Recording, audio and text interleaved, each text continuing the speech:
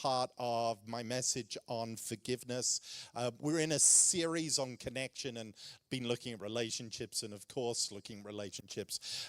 Naturally, you have to deal with the subject of forgiveness, and forgiveness is central to our faith. Our whole Christian faith happened because an incredible divine act of forgiveness. And so central to this theme of redemption, and redemption being the restoration of connection, us to God, us to one another, us to ourselves, us to the world, and us to the land, is this aspect of forgiveness. And as with everything that we've been looking at in recent weeks, we've been taking a deeper dive into what does this mean, asking questions perhaps that we've never asked or you've never asked. I'm asking on your behalf, to understand what it means in a deeper way, in a more historical way, connected to what did Jesus mean when he taught these things. And for those of you that were here last week,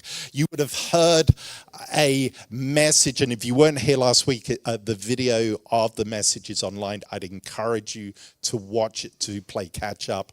But we looked at Matthew 18, which I mentioned is a key passage that has largely informed our understanding of forgiveness. The trouble with that passage is that we've misunderstood it because we've looked at it through an individualistic lens, whereas actually Jesus was talking about forgiveness in a communal, as a call of the people of God's sense, as a vocational aspect of what it meant to be the people of God. And there's a big difference when you interpret that passage or read the passage through that lens compared to just purely Jesus talking to me lens. And it does all sorts of things with the meaning and has tied many people in knots about issues of the heart where they either feel they've not been able to express forgiveness fully,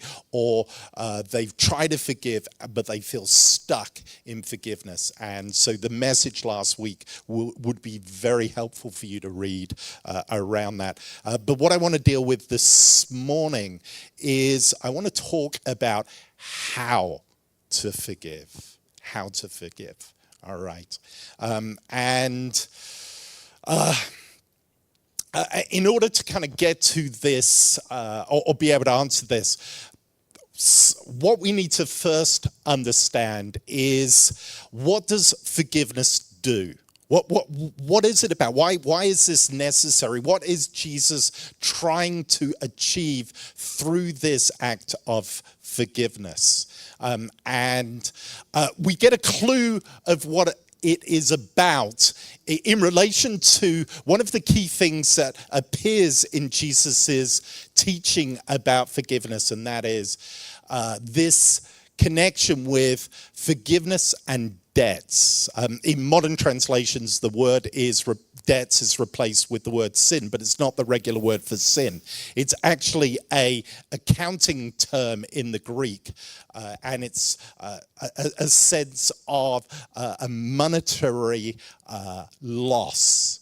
And so this tells us that the process of forgiveness is to do with things that we have lost and have been taken from us. And in that respect, it has to do with a settling of account. So a debt, get this, a debt creates a negative charge, yes? And the thing about this whole thing to do with forgiveness is, where is that negative, the impact of the things that we have lost? Where is that located?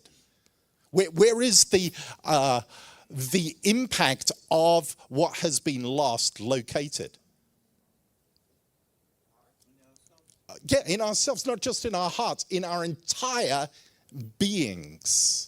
Yeah, we bear the consequences of the things done, sometimes unintentionally, sometimes intentionally, that have caused a loss in us. And we could be talking about all sorts of things, from very basic stuff where a friend of ours forgot to call us and we feel grieved that we're overlooked. And we've incurred a debt. And you may laugh about that, but for some of us, that's where we are lonely. That can feel like the biggest thing in our life.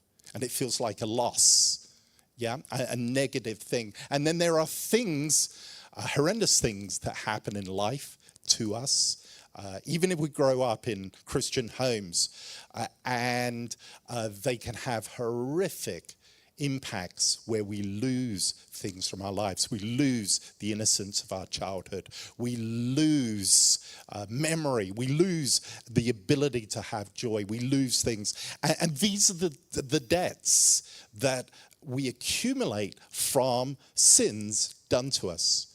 Sins of omission and commission, to use technical terms. Yeah, done intentionally or not intentionally. And where is that negative charge located? In our entire beings. We bear it, we live it, it resides in us. And this is an important realization, because this is why Jesus talks. Let me say this up front, and then we kind of get into some other things. Forgiveness, essentially, in this respect, is the release of the negative charge from within us. If it's true that this negative charge gets stored, kept, retained, as much as we may forget about it, it's there and living, and it has a consequence. And forgiveness is the process of releasing this negative charge that is in us and has detrimental effects to us and to others around us, either the person, people, or situation that caused the pain. But sometimes the things done to us are so impactful, they affect the way we live. And the way that we live can have a detrimental impact on the people we're meant to care for. And that's where sin gets ripples out and touches the world. Okay. And so because the negative charge affects the entirety of our being, Jesus tells us that we need to forgive from the heart in order to complete forgiveness fully. And by heart, we automatically think this thing here. But actually, in this sense, Jesus is talking about our whole being, our whole being. And what I want you to hear is that the forgiveness is a whole being exercise. Forgiving requires you to release the negative charge out of body, soul, spirit, not just a part of you, which we often do in the church, which is, I'm going to will forgiveness. And see, when you don't release forgiveness from the entirety of your being and just a portion of your being, what happens to the negative charge? It remains in you. And it affects your life, your emotions, your physicality. And it can create confusion in you, because you're like, well, I've forgiven. And you're wondering why you're haunted by the effects from the past. The truth is, we've not completed the process of forgiveness. We've not forgiven from the entirety of our being. So, to summarize, forgiveness releases the negative charge of the debt from our whole beings. All right, I want to show you this in what Jesus does on the cross.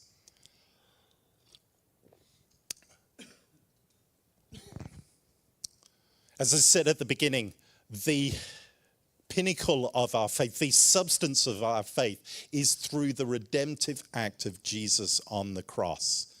And this is most fully expressed, I think, I want to suggest to you, in Luke 23:34, where Jesus says, Father, forgive them, for they know not what they're doing. That act of forgiveness does something incredible, and it releases what we've experienced this morning in worship tomorrow, this wonder, accessibility to God, this life connection that we have accessible through Jesus to the Father, and we love and we relish and we delight in. And it does so much more than that as well. But how we understand this expression of forgiveness looks different in different parts of the church. Did you know that?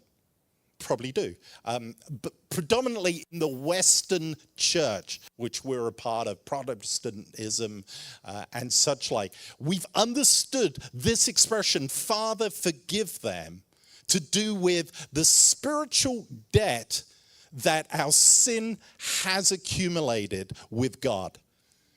And that redemption, the work of Jesus dying on the cross, is him paying for our dues. That's how we've understood it. There's a technical theological name for this, or phrase. It's called the ransom theory. The ransom something theory. Where is it? The ransom satisfied theory. So Jesus' forgiveness on the cross satisfies the debt that we owe God, and it's paid in full. You've probably heard preachers say that. When Jesus said, it's finished, what he's saying is paid in full. He paid the tab of the consequence of our sin for us and settled the account that we had. And so that's called the ransom satisfied theory. And that's what they understand Jesus is doing, where he says, Father, forgive them, for they know what they do.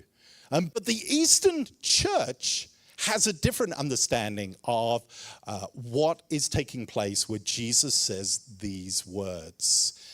And they see this action of forgiveness as the stopping of the ongoing effects of sin in the world.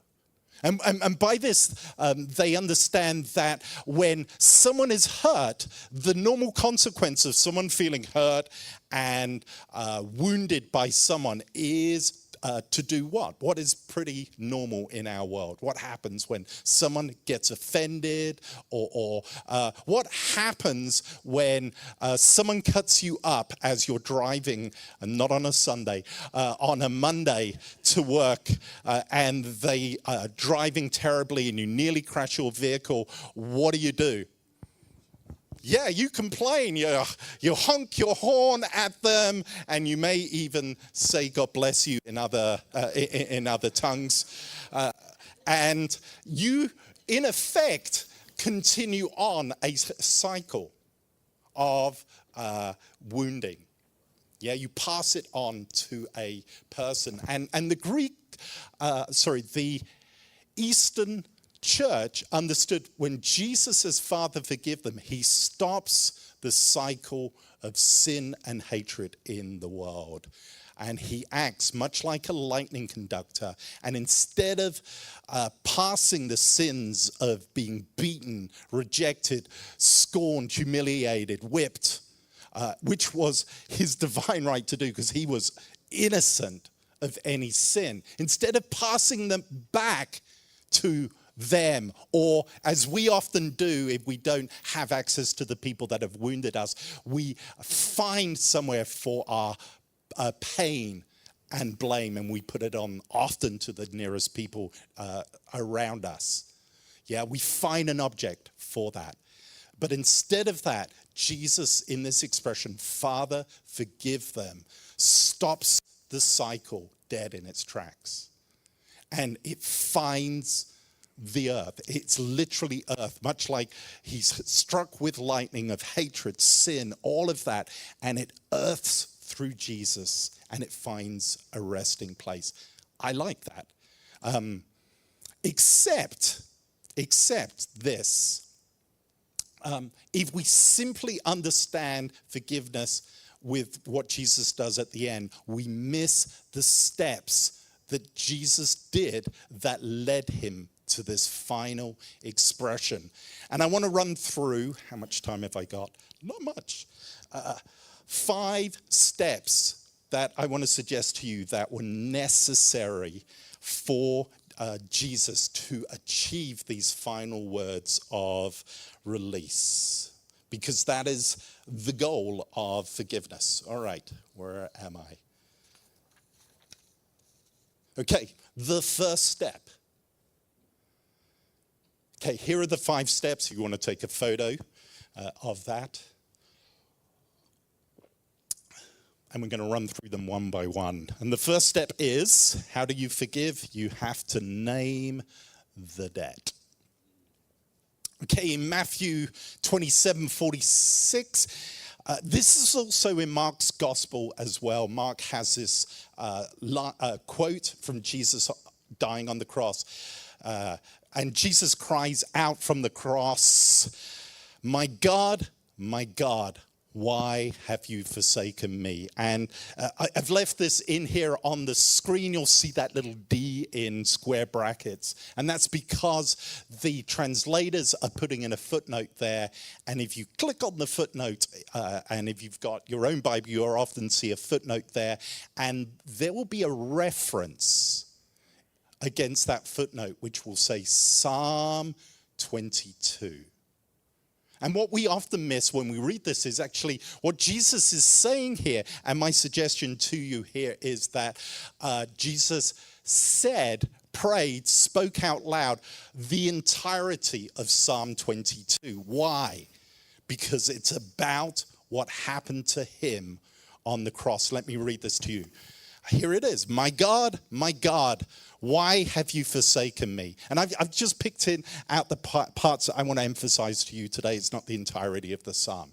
But think what happened to Jesus, and go and marvel at how prophetic this psalm is. So, my God, why have you forsaken me? Why are you so far from saving me, so far from my cries of anguish? My God, I cry out day by day, but you do not answer, by night, but I find no rest. And then verse 6 says, but I am a worm and not a man, scorned by everyone, despised by people. All who see me mock me, they hurl insult, shaking their heads. Dogs surround me, a pack of villains encircle me. They pierce my hands and my feet. All my bones are on display. You remember Jesus hung there naked? And people stare and gloat over me. They divide my clothes among them and cast lots for my garments. Jesus speaks out the reality of what is happening to him on the cross. And the first step in the process of forgiveness that gets Jesus to the end goal of releasing people from the debts done to him is that he says it as it is.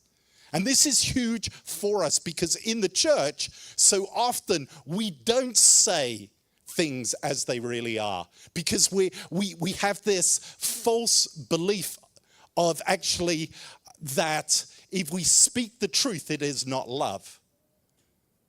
But actually, I want to propose to you that there's a big difference in saying what really happened and also nullifying the reality of what really happened to us. And many of the horrors that we have are so painful that they need to be actually named, and they need to be named out loud. Not necessarily to anyone else. It could be to yourself or to between yourself and God, but they need to be attested to. Why? Because that is what proper accounting does. It adds up the debt.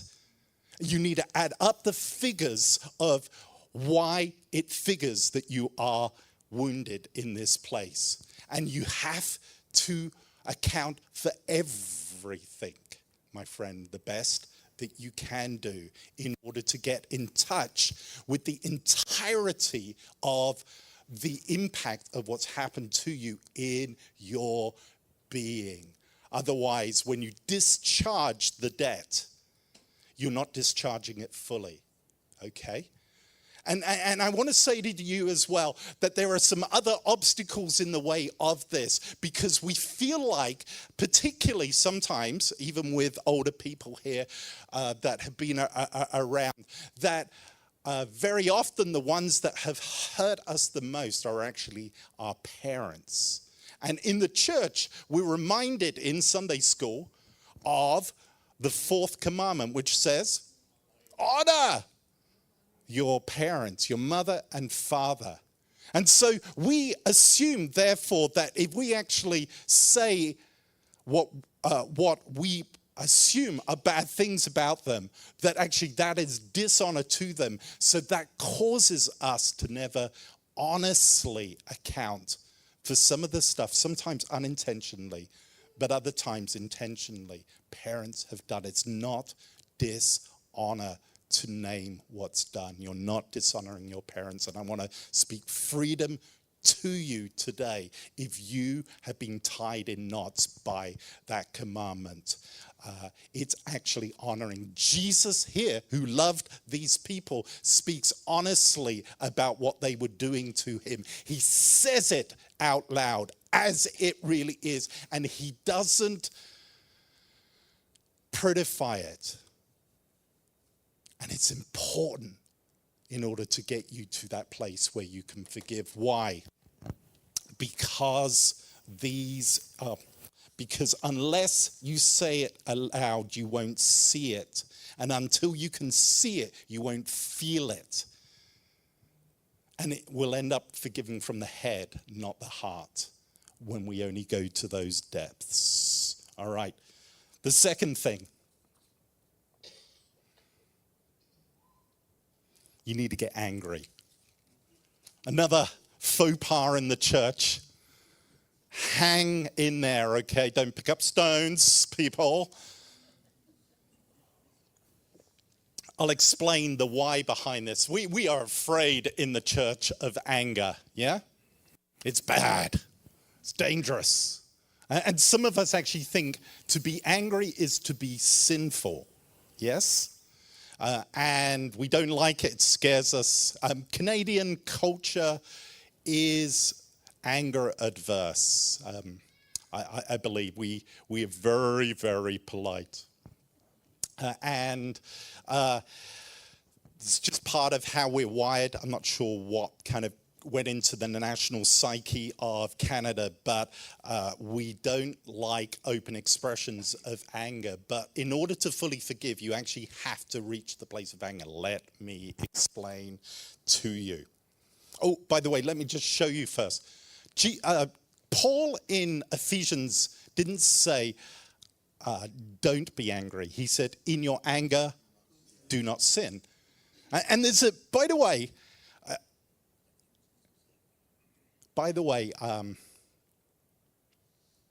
there are some things that are very angry. Oh, you can do the same thing in anger, and one can be sin and the other one cannot be sin. Let me give you an example. I had a family member who was very wounded through generational trauma done to him, and he was very broken. And he was known to get so angry that he would be in a restaurant, not like the food, and he would flip the table. Literally, everything. Yeah? Can you imagine being in a restaurant where that happens? What? Some of you would gently back out. Okay. And you're like, wow, that angry person's not very nice. Yeah, pardon?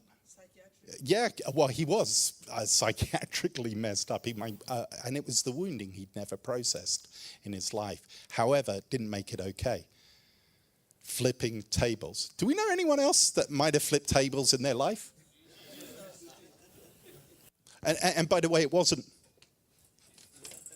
when he flipped tables? It wasn't that. No. He was angry. What was the difference between Jesus' anger and flipping tables and my granddad's? One was righteous, not sin, the other one not. Sometimes our anger comes out ugly, as I said, and it's not sin, and other times it is. Both can look the same. So judge ye not when you see someone in an angry expression. Let me tell you the difference between righteous anger and unrighteous anger. It's to do with justice, okay? And this is important in the process of forgiving, because where there has been a debt, there has been a crime. And anger says, no, that wasn't okay. That no is a boundary that needs to be reset in your life. And until it's reset by getting in touch with anger, you will be vulnerable to that same thing happening to you again and again and again, because that boundary has been crossed in your life. Anger is the stop it to the bully in your life. It's legitimate, and it's a process in your healing and getting free in the process of forgiveness. Unhealthy forgiveness doesn't lead you to the next place, which is grief. See, ultimately, you need to go through, you need to be mad to get to sad. And sometimes you just get stuck in mad, and it turns inward. And it turns inward in two different ways. It either, and normally in the church it's this one, it turns inward against yourself as self-hatred. You end up, you remember, the debts have a energy to them. And that energy is alive in you, and it needs to come out. And if it gets stuck in you, it goes septic. That's why Paul says, don't let the sun go down on your anger. And by the way, that is the rule of thumb. It's not always possible, because it's dependent on your ability to talk to the person that caused you to be angry. And if they're not in the place to be able to talk, you're not at fault when you can't actually resolve to the degree that needs to be resolved the problem that caused the anger in you. There you go. But when you when anger is left in you and it's not worked through properly, it goes septic and off, and it causes damage either to yourself or to other people. It goes inside or it comes out. All right.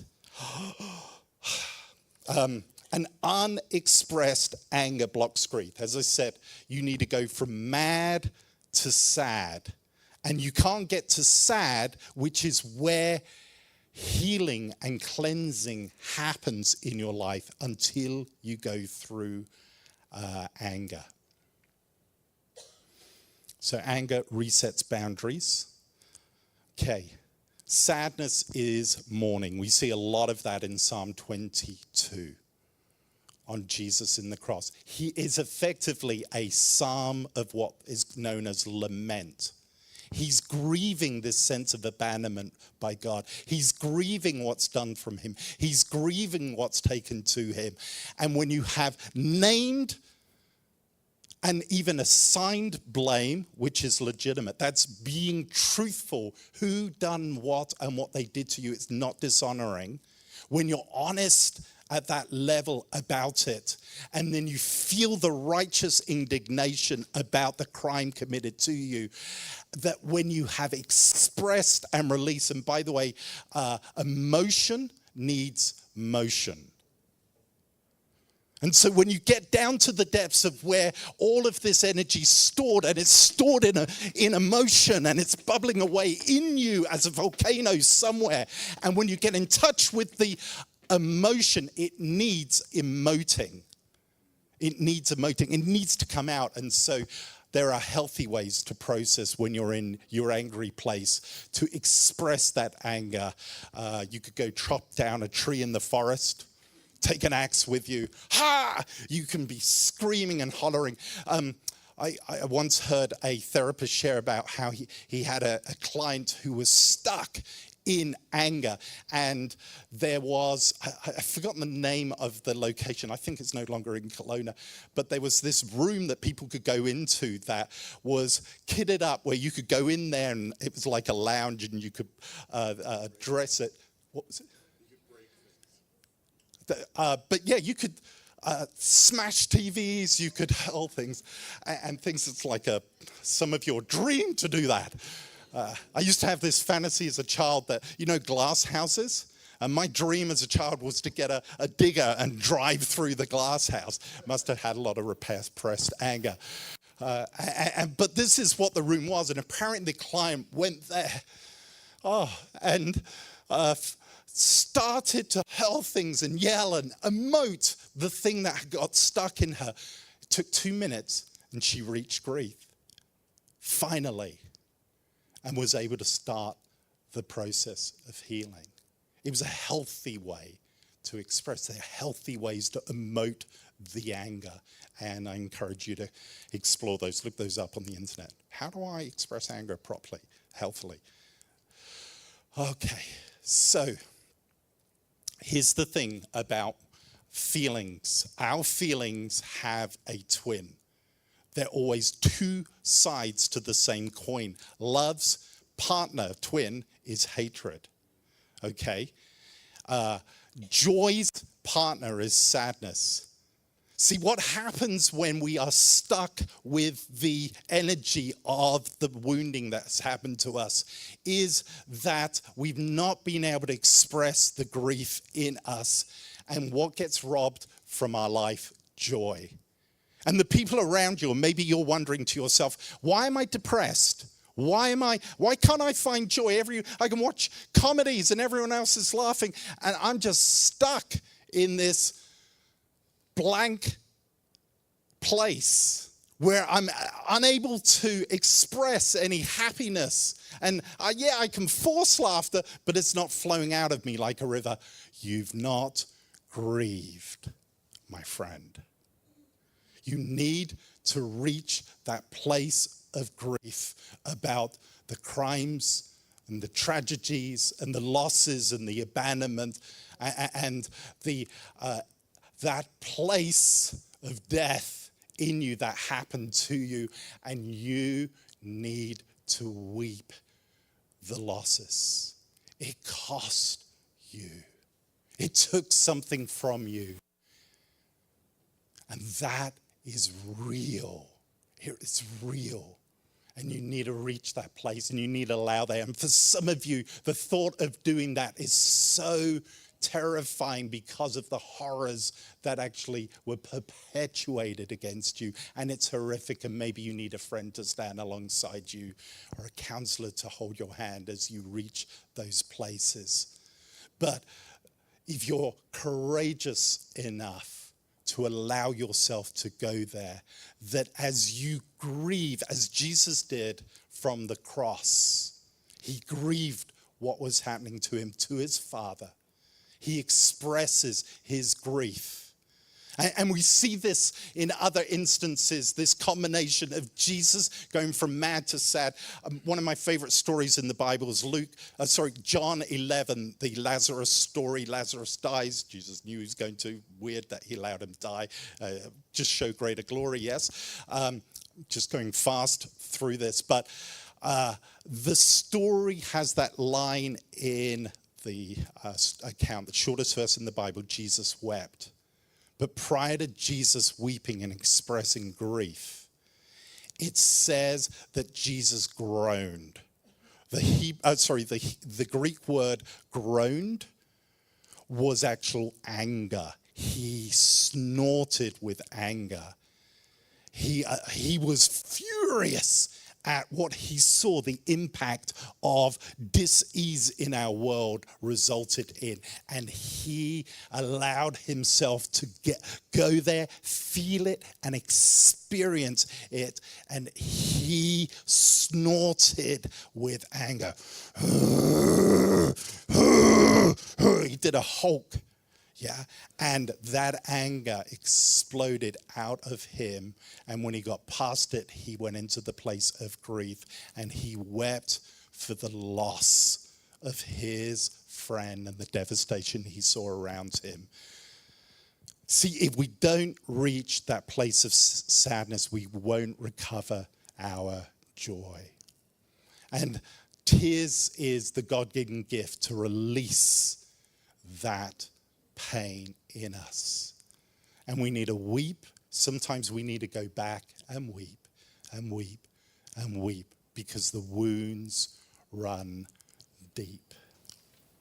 All right. Once we've reached the place of grief and we are able to express the sadness of what's been done to us, we reach the place of self-compassion. And this is critical for us. We don't like the thought of self-compassion in the church. We're told to deny ourselves. Nah, that's totally a wrong understanding of what Jesus is meaning here. See, we're to love like he loved us. And the starting place, the water level for our ability to love is always ourselves, because we can only love others as we love ourselves.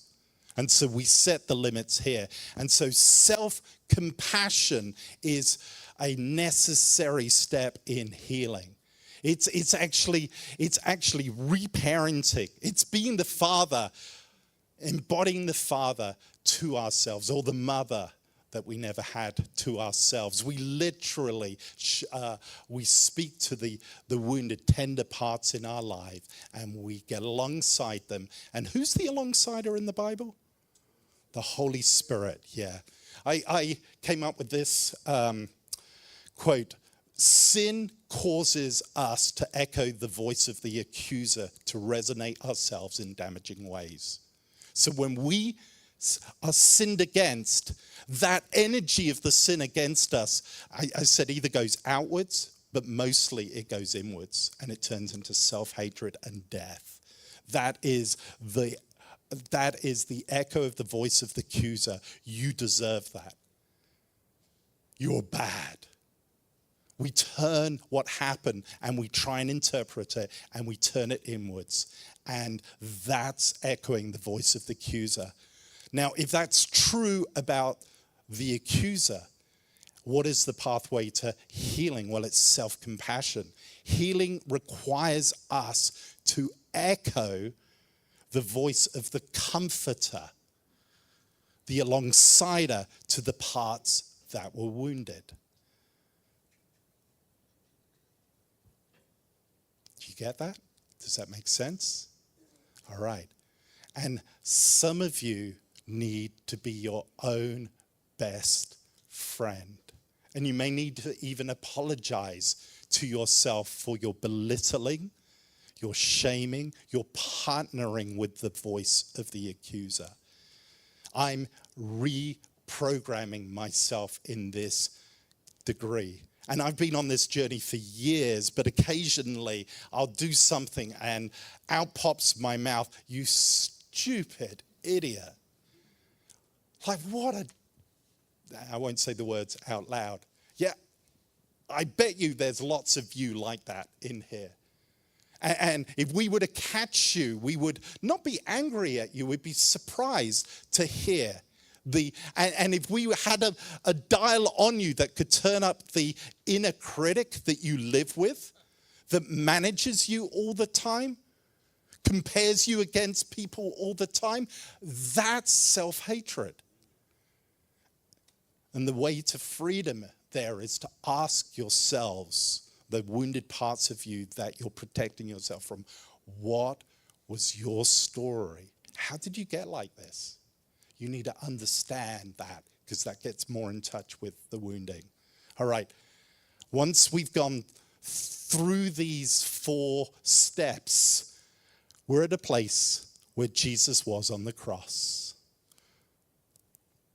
See, we can only love others as we love ourselves. If we are to forgive others, we have to forgive ourselves. Self-compassion is the vehicle to forgiveness. But it begins with us. See, self-compassion heals.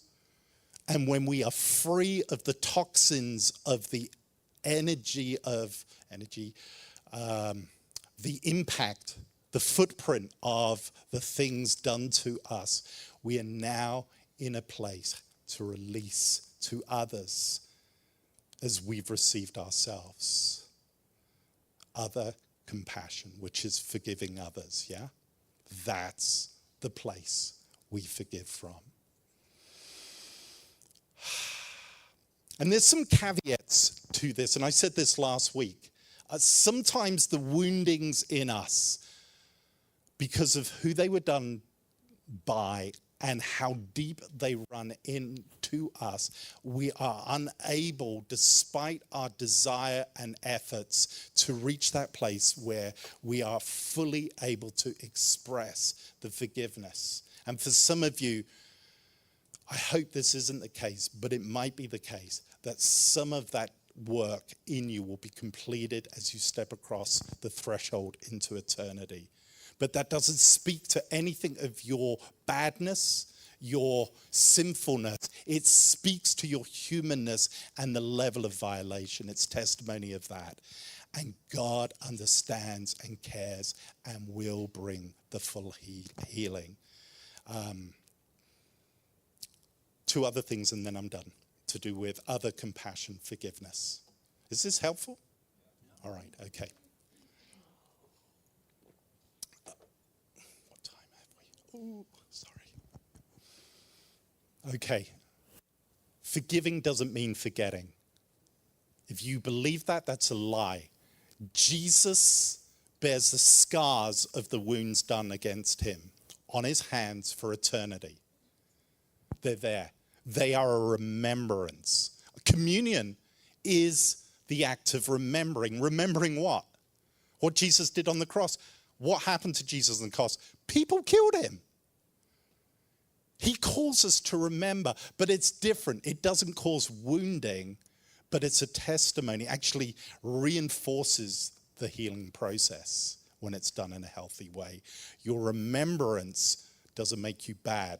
It actually is a necessary onward journey as you're healing and you're continuing to walk in forgiveness. So it is a major Christian lie, and a lie of the devil that slipped into the church, that forgiving is forgetting.